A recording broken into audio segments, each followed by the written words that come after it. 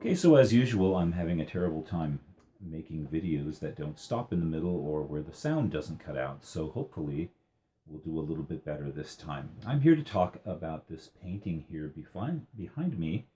Um, but first, just because I sit at home alone and never talk to anybody, and when I have something that I want to remark on, I got nobody to say it to. So it's you. You're stuck. You're a sitting duck, and I'm going to talk about this. Shaving. I went to Costco and bought a 20 pack of razor blades for 15 bucks, which is like a year and a half supply. That's fantastic. Go do that. I don't care where you shop or what brand you shop at. I have no investment in any of that. They're not paying me. But that kind of thing. That was a heck of a deal. Um, Other parts of shaving. I have a little bowl here. It's an antique bowl that was part of my grandmother's china set. There aren't very many pieces left, and this one is chipped and cracked, and I can't use it for food. So I've got all these little soaps that I steal from the hotel rooms wherever I stay, usually at a sci-fi convention. It's really not stealing. You've paid for it, and the maid is probably going to throw it away. So you're actually better, as an environmentalist, you're better to bring these soaps home and do something with them. And I found that using the little shaving brush, you get it wet and you swish it in there. This stuff makes excellent shaving soap. So I'm not buying shaving lotion or cream anymore, which I did for years and years. And that was always a problem because you had the can to throw away. So that's waste. And if you try to recycle it, they will recycle it, but you have to break it. You have to find some way to puncture it and rip the metal apart before they'll take it. Because if it's still sealed, they won't take it because you throw it in a refinery and it'll blow up like a volcano because of the heat and pressure. Now, the little brush is the other component. You can't get the shaving cream with just the bar of soap. You need the little brush to lather it up. Works really nice. This is a synthetic fiber brush, and I do that because I want to save the badgers. The old guys will tell you that the best shaving brush in the world is one made with badger hair, and I don't doubt that that is correct, but I doubt that it makes that big of a difference. And harvesting hair from a large live badger is probably the most dangerous job on earth, and nobody does it. They just shoot the poor badger and take his hair. That's illegal in most parts of the world, but China still does it, and they insist that they've got plenty of badgers and that they're a menace to livestock and that sort of thing. Environmentalists in China say that that's bullshit and that they are a diminishing species, and they're just shooting them for the hair. So that's enough of all of that. Save the badgers. Save your soap. Recycle. Use your old bowl or coffee mug would be actually a better device for that, and it works great. All right, on to this painting. This painting is a mashup that I did. I like to do mashups every now and then. You remember the Scream with Beaker the Muppet and the Hoggle and Ludo from The Labyrinth dressed up as Han Solo and Chewbacca from Star Wars. Those were fun to do. They were very well received. People really liked them. And I did this as a mashup of these two paintings. I hope you can see that. Very famous painting called The Death Dealer by Frank Frazetta. I think it first appeared on a Molly Hatchet album back in the 70s. And then in the later 70s, the movie Wizards came out. An animated film by Ralph Bakshi, poster art by William Stout. And it occurred to me, these look similar enough, doing a mashup of the two would be funny. And so this is what I did. Well, I was halfway into this painting, as I sometimes do. I get an idea and I get all excited and I plunge ahead. I was halfway into the painting before I realized this already is a mashup. This already is a spoof of that. And while I was aware of these two paintings for decades, I'd never put them side by side before and realized that when they made this poster, they were making fun of this painting. Bakshi and Frazetta were friends, so it wasn't a mean thing. But that discouraged me. Once I had that realization, I said, "Oh no, doing a spoof is great fun. Spoofing a spoof is stupid." And so I put it away, and it was 6 months ago. I put it away, and I didn't finish it. And I finally dug it out and finished it the other day. And I kind of have that problem, sort of a emotional, psychological, I'm insane kind of problem, where I second guess myself really badly.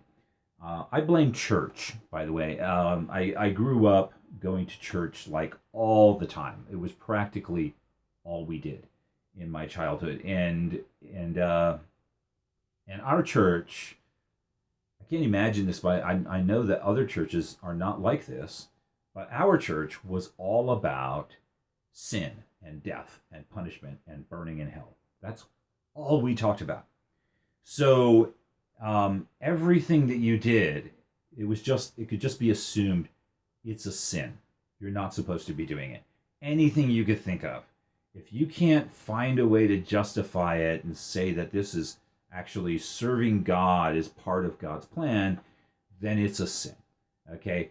So that was just the default setting. Everything's a sin. Everything's you're gonna burn alive, screaming in agony in hell for all of eternity because you wore blue jeans, or because your hair was a quarter inch too long, or because you listened to rock and roll music, or you went dancing, And when we got to be uppity teenagers, which we all did, we started taking out our Bibles and say, "Show me in the Bible where it says you can't dance." Well, it doesn't say that, but they would say, "Well, show me in the Bible where it says you can." And so, everything had to be justified, and nothing all by itself was allowed. So, if you wanted to eat some food, you had to say, "Well, I'm nourishing my body, which is the temple, of the soul," some crazy crap like that. You had to always have a justification. You want to go hiking, well, if you're just having fun, hiking's a sin. If you're out appreciating God's creation or something like that, then okay, fine, you can go hiking. But if you're just having fun, whatever you're doing, if you're just having a good time, it's a sin. I'm decades past that.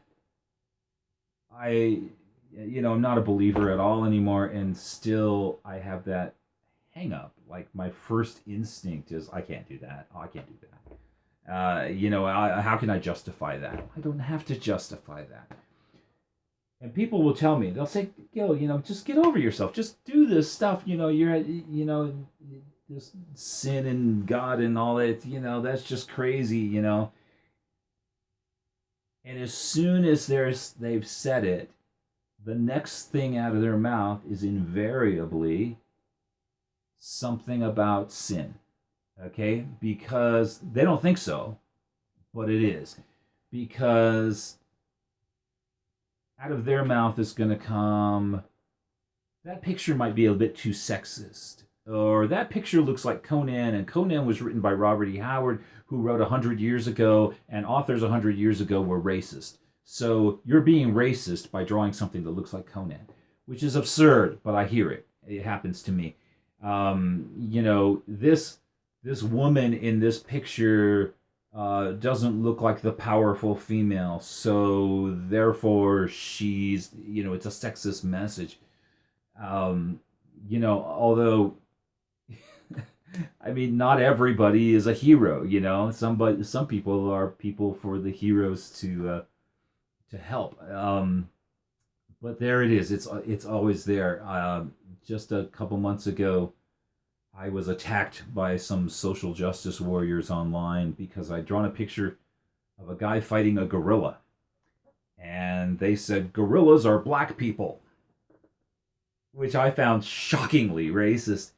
But they insisted that I was being racist by drawing black people in a negative light, which blows my mind. But at the same time, my instinct is to flinch. When somebody says sinner, at me, I flinch away, and I thought, oh God, and I'm going to go to hell, and that instinct is still right there. It's right.